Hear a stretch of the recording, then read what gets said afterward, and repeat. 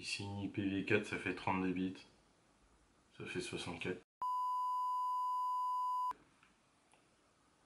Salut les Mortis, c'est Monsieur N. Bienvenue pour cette nouvelle vidéo où on va parler d'informatique.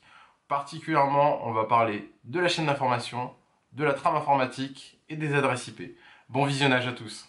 Pour commencer, il faut se rendre compte qu'un système automatique est composé de deux parties importantes. La première, c'est la chaîne d'information qui permet de décider et la chaîne d'énergie qui permet d'exécuter. Voici le cas générique donc, de la chaîne d'information et de la chaîne d'énergie incrémentées l'une avec l'autre. Et vous vous rendez rapidement compte qu'il est possible de faire donc, ceci sur certains appareils. Donc là, par exemple, vous avez l'exemple de la fonction se déplacer automatiquement du robot aspirateur. Donc la chaîne d'information, elle est décomposée en trois parties principales. La première, c'est la fonction acquérir qui permet donc d'acquérir les grandeurs physiques et les consignes. Vous avez ensuite la fonction traiter qui permet de transformer les grandeurs physiques et consignes en informations traitées. Puis vous avez la fonction communiquer qui permet donc de communiquer ces informations sous forme d'ordre et de messages. Donc l'information dans le domaine du numérique, elle est décomposée en quatre parties principales. La première, c'est le texte. La deuxième, c'est le son. La troisième, l'image. Et la quatrième, le mélange de l'image et du son, la vidéo. Je vais maintenant vous donner le cas d'un exemple pour vous faire comprendre les types d'informations, sous quel format elles peuvent être. Donc le cas d'une balance, donc là vous avez une pression qui est appliquée sur la balance quand vous montez dessus et vous avez un poids qui s'applique sur la balance. Donc elle peut s'appliquer sous le format analogique et aussi sur le format numérique. Le format analogique, pour vous faire comprendre la situation, c'est le cas des balances où vous montez, vous avez une aiguille, et cette aiguille bouge en fonction du poids que vous appliquez sur la balance. Vous obtiendrez donc une information d'ordre analogique. Alors l'analogique, c'est en gros quelque chose de très précis, par contre qui est très vorace en énergie. Si vous avez donc une balance par exemple en analogique avec un très grand écart, elle permet aussi d'avoir une très grande précision au niveau de ses lectures.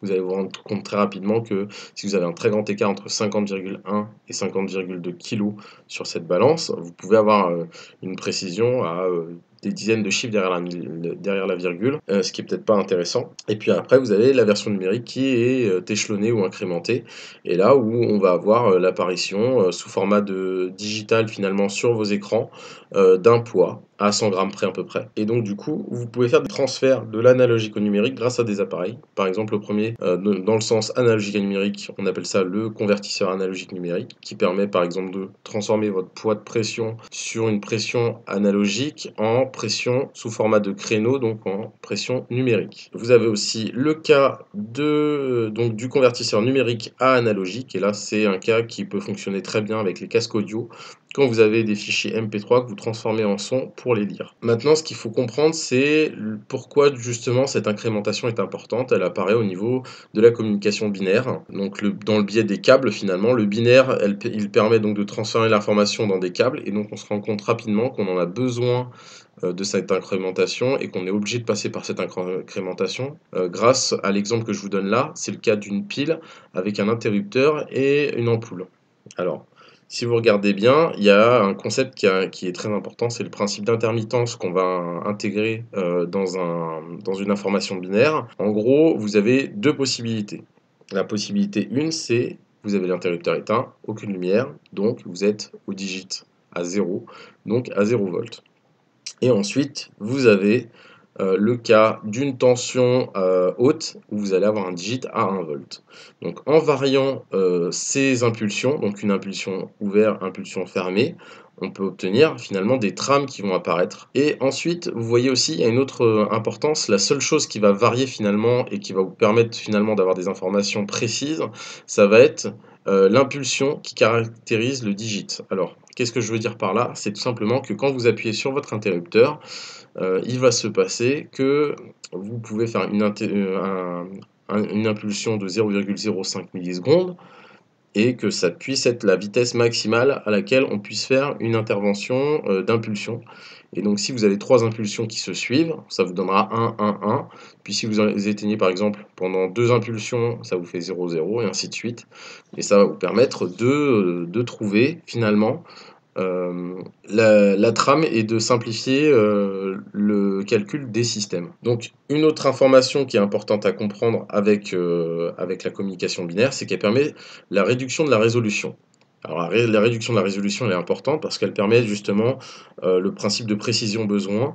Donc la différence entre la précision analogique et numérique, elle est importante à comprendre dans le cas de la balance, c'est pour ça que je vous l'ai mis à côté. En gros, comme vous n'avez pas obligatoirement besoin d'une très grande précision sur une balance, on s'arrête à un chiffre derrière la virgule. On pourrait avoir une demande de plus de digits pour aller plus loin en termes d'information, mais si on s'arrête à un digit derrière la virgule, on obtient déjà des résultats qui sont représentatifs pour une balance. Et donc c'est pour ça que y a une différence entre le besoin de précision analogique et numérique. Ensuite, on peut se rendre compte d'autres choses, c'est que la précision elle est approximable pour arriver à un niveau technologique. Par exemple, la résolution d'écran, c'est ce que je donne comme exemple. Imaginons que vous avez une résolution d'écran à 480p et vous avez une résolution d'écran à 1080p. Eh bien, vous n'aurez pas besoin d'autant de précision, donc d'autant de digits pour faire une lecture sur un 480p que sur un 1080p. Donc on s'adapte à la technologie de vos écrans, ce qui est logique. Et puis ensuite, vous avez aussi le besoin de réponse, donc ce que je vous disais par rapport à la balance, donc la lecture homme-machine. On va se rendre compte que rapidement, donc on a vraiment cet écart qui est pas obligatoirement, on n'a pas besoin d'aller beaucoup plus loin que ça. Donc maintenant, on va arriver à la logique de trame. Donc la trame arrive parce qu'on a la possibilité d'avoir des câbles et donc d'avoir du binaire et du digit. Qu'est-ce que c'est qu'une trame? Alors une trame, pour vous expliquer tout simplement, c'est l'ensemble des informations qui vont être transmises pour avoir la donnée qui arrive sur un autre interface. Donc une trame, c'est toute l'information plus tout ce qui arrive avec. C'est-à-dire que, en gros, vous avez tout un tas d'informations qui va arriver. La trame, c'est la constituante complète en 0 et en 1 de votre système, qui peut être exprimée en hexa, en binaire ou en décimal. Donc maintenant qu'on a vu la trame, on va s'attaquer à deux choses très importantes qui sont les paquets et l'encapsulage. Donc les paquets, qu'est-ce que c'est? Donc un paquet est un sous-groupe de digits à l'intérieur d'une trame informatique. Il permet de distinguer les différentes couches et de les retrouver lors d'une lecture de trame. Il existe donc 3 premiers niveaux sur la couche OSI. Voici un exemple pour vous expliquer. Donc vous voyez la trame Ethernet complète là et vous voyez que vous avez des IP, un type de paquet qui s'appelle IP et qui est intégré à l'ensemble de votre trame. Le deuxième concept à comprendre, c'est l'encapsulage, et donc la définition, c'est de dire que l'encapsulage est une stratégie d'emboîtement de paquets afin de créer des trames informatiques. Le but de l'encapsulage est de définir où se situent les paquets. Pour vous faire comprendre le fonctionnement, c'est tout simple. En gros, vous avez un début de paquet du paquet précédent. Vous intégrez votre nouveau paquet, donc le sous-paquet qui appartient finalement au paquet précédent, et vous finissez par la fin du paquet précédent pour justement savoir où se trouve le début et la fin du paquet intégré. Je vous parlais de couches OSI, donc les couches du modèle OSI, c'est ce qui caractérise finalement l'ensemble de nos systèmes actuellement. Donc nous avons 7 couches, et vous voyez bien que chaque couche est intégrée l'une dans l'autre par le biais de ce schéma. On va maintenant parler du cas de l'IPv4. Donc le cas de l'IPv4, c'est tout simple, c'est de comprendre que finalement il y a eu un moment où on a eu besoin, avec l'avènement d'Internet, de recenser les machines et de faciliter finalement le transfert d'informations. Et pour le faciliter, il a fallu donner des cartes d'identité finalement numériques à nos systèmes par le biais de ce qu'on appelle les IPv4. Donc un IPv4, c'est un système qui est composé de 4 octets. Un octet, c'est 8 bits, donc c'est ou un 0 ou un 1, 8 fois de suite. Et donc, du coup, c'est exprimé en décimale, mais chaque décimale est composée d'une octet, donc de 8 bits. Ensuite, il faut se rendre compte que cette adresse, du coup, ne peut être intégrée qu'avec des informations. Donc chaque octet, elle ne peut représenter qu'entre 0 et 255. Et donc il y a 256 possibilités de codage. À partir de là, on peut rajouter un paramètre qui va être le rôle et l'utilisation du masque de sous-réseau. Vous allez avoir souvent un masque de sous-réseau qui va être appliqué sur vos systèmes. Donc le masque de sous-réseau, il permet de subdiviser un réseau de taille plus importante en sous-réseau. C'est un nombre qui est associé à l'adresse IP et qui permet de séparer donc celle-ci. Dans celle-ci, l'adresse du réseau et celle de l'équipement. Donc là, si vous voyez bien ce que je vous montre là tout de suite, En gros, vous avez donc une adresse IP qui va être 192.168.2.166 avec un masque de sous-réseau qui va être celui-ci. Et grâce au système qu'on va appliquer, c'est-à-dire la fonction et, vous allez transformer votre adresse IP, et c'est super important de le faire, en digit, d'accord? Et votre adresse de masque de sous-réseau en digit aussi. Et on va appliquer une fonction et.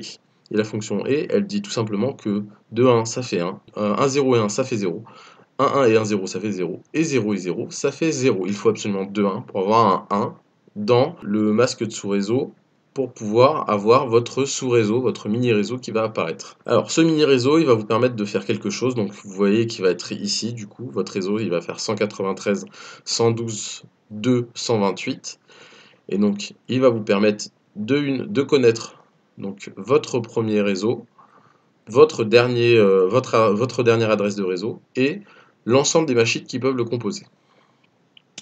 Donc la première adresse du réseau, c'est l'adresse du réseau plus 1. Donc dans le cas exemple, c'est 193.112.229.